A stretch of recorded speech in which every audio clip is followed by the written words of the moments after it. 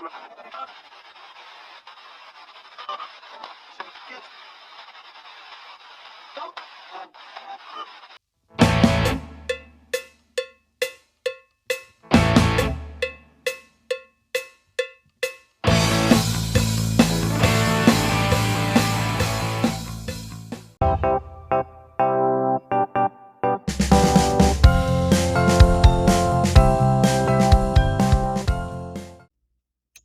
everybody, and welcome to a brand new episode of Manga Talks.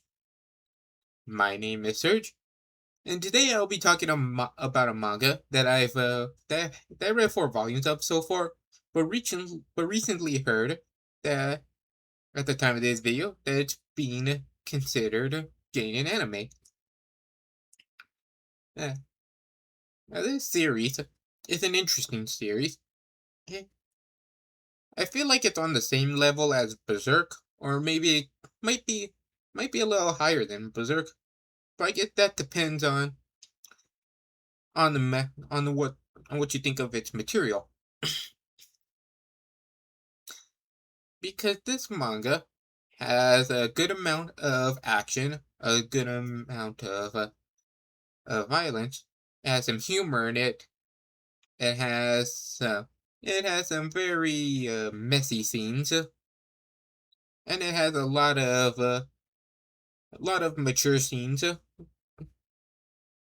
that I won't really talk about. But all in all, it is a manga that is pretty mature, but it's also pretty entertaining, in my opinion. And it's called Murciélago. Though I believe that's how I believe it's pronounced. If I'm mispronouncing it, you can correct me if you can. Cause so far that's what I've heard people pronounce it. I'm not sure if that's how it's supposed to be pronounced, but that's how it looks like it's pronounced to me. Though I wonder what exactly the title means exactly. It sounds Spanish, but I'm not like 100% sure. I might Google that later. Anyway, getting back to the topic. This series is a pretty wild series that follows our main character. Our main character is a is a crazy female convict who at one point unalived a lot of people, and she herself was about to become unalive as her sentence. But fortunately, they struck a deal with her. She would live as long as she did what they told her to do, which was mostly deal with criminals that normal people couldn't deal with.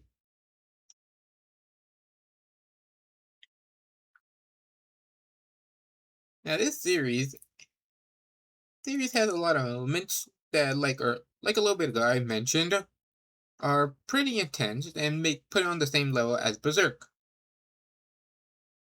Because you got some scenes that are pretty gruesome, that are pretty violent, and you also got some scenes that let's just say are a little raunchy to some people. Also, an important detail to talk about is the fact that it can be considered a little bit of a yuri manga because of the fact that our main character is into women, and throughout the series you see that she gets into all sorts of relationship with different women.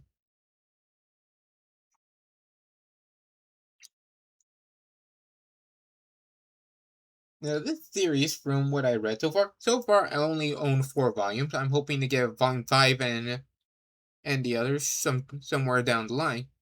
So from the 4 I've read, I find it to be a pretty interesting series because of just how unique it is. About how it has elements that are mature but are also funny. It tries its best in my opinion, in a good way, blend comedy and and action. You have your very like gory scenes sometimes transition into your kind of hilarious scenes. And I think a lot of it has to do with our main character because she is unpredictable. She likes to do whatever she wants, whenever she wants, with whoever she wants. But as she's doing what the government tells her to do, which is mainly go after these dangerous criminals, then everything is fine. It's only when they get to a point that she really steps out of line that they know that they're going to have to take her down. But so far, it hasn't gotten to that point yet in the 4 books I read. Also, throughout the series, she also has a companion who is very small and very cute, and who is also her driver. She also goes to school, so that's an interesting sidekick. You also see other characters on the side who are friends, who are sort of work associates, and other female characters who've been in a relationship with our main character. And a lot of them have their own unique personalities. What also makes this series interesting is that you got characters that don't follow specific rules. That the way they fight and the way they operate are interesting. For example, in volume 2 of Murciélago, there's actually a scene where a main character is fighting a maid who cannot feel pain. She can take a whole lot of damage, but she doesn't have to worry about the pain distracting her, which can be kind of scary when you think about it. You also have a little girl who has 2 personalities. One personality seems to be just like a regular shy little girl.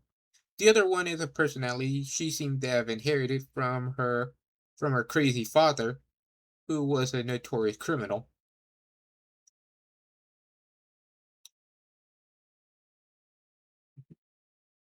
It's also at one point that the little girl she seems to have caused a personality switch of sorts and her small female companion. Because at one point she's trying to look for this girl and she thinks she finds her, and when she gets close to her, she cuts her a little bit. After that, she stops talking and just goes silent and just walks away. Only for later to come back and do something crazy.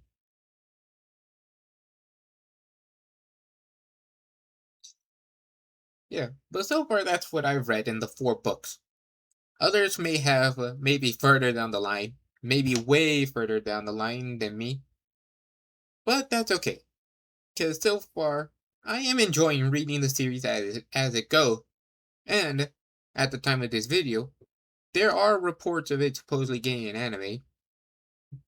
But when the anime will come out, which company will stream it, or which company will actually animate it, it's up.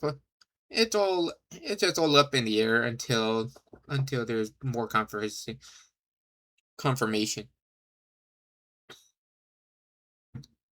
So I feel like possibly there might be a chance that High Dive might get it because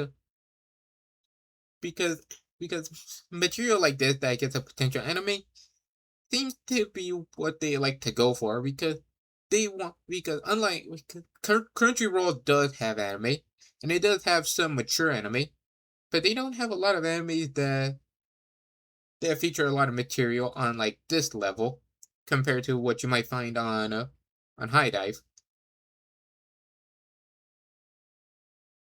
But that's like speculation on my mind. That's only in my opinion. Either way, still. Either way. Interesting read.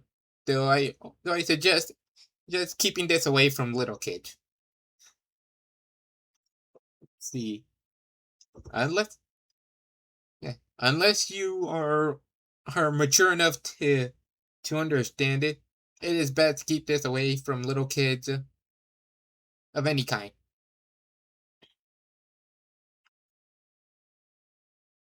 But that's enough of that. Thank you for watching. If you enjoyed this video, give us a like, subscribe to the channel for any new videos that may come out. Share this with anyone who you think might be interested in hearing about mangas. And with that, my name is Serg, and I would like to wish you a good day.